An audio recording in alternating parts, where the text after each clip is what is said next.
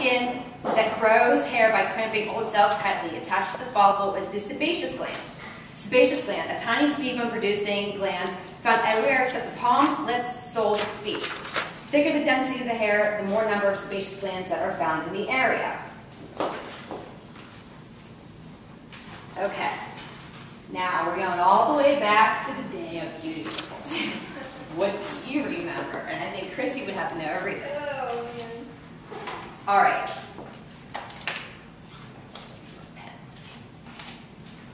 Does anybody have any idea what this part of the hair is up here? Is that the hair shaft?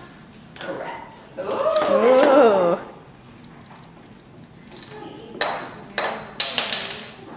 Okay. I'm going to go down here for number 2. Does anybody have any idea what this part is? So this is the hair shaft. Then what would this be? No. Epidermis. Yep.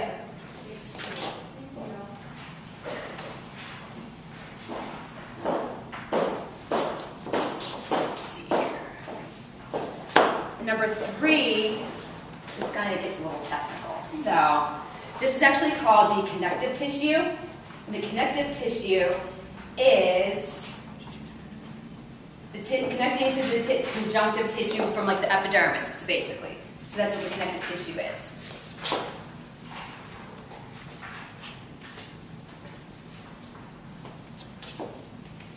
Four is the inner root sheath.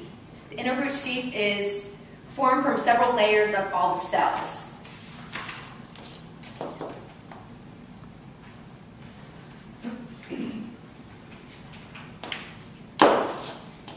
5 is called papillae. And what the papillae is part of the hair connected to the conjunctive tissue.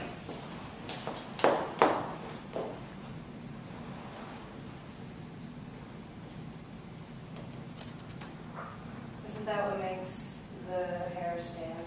No, that's the rector pillar. Right. I thought you said pillar. And then 6 is, it's called the root of the hair.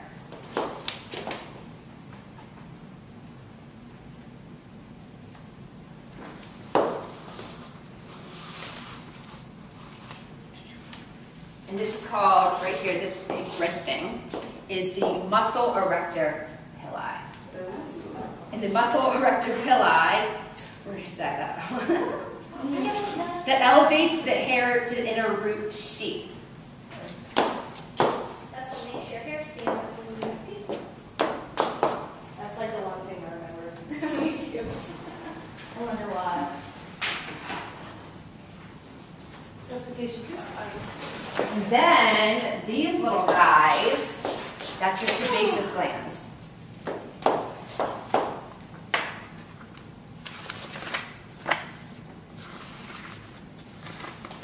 Okay.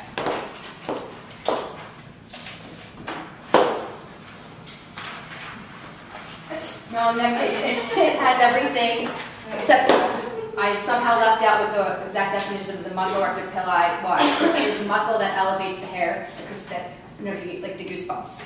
Or was it? Okay. Yeah. So we don't, I pretty much went over all of those little definitions right there. All right. So hair loss causes. Both men and women tend to lose their hair due to some hormonal changes in the body. It is mainly the alterations in the metabolism of the androgen that brings about hair loss. Now, androgen is a male hormone that plays a very important role in both hair loss and in hair growth. So that brings you into it with the DHT. It's the androgen hormone that causes the DHT levels to rise, that causes the hair follicles and hair and everything to fall out. Okay, wait, I'm still reading the definitions of Yeah. Okay, both men and women tend to lose hair due to some Hormonal. Okay. And then what was the next one? Androgen. Metabolism of androgen that brings out hair loss. Mm-hmm. And that's the male hormone that plays a very important role both in hair loss and in hair growth. Okay. The metabolism of androgen gets involved when any enzyme the 5-alpha reductase, which tends to combine with male hormone testosterone to give DHT. DHT is a natural metabolite of a human, or of the human body, that is the main reason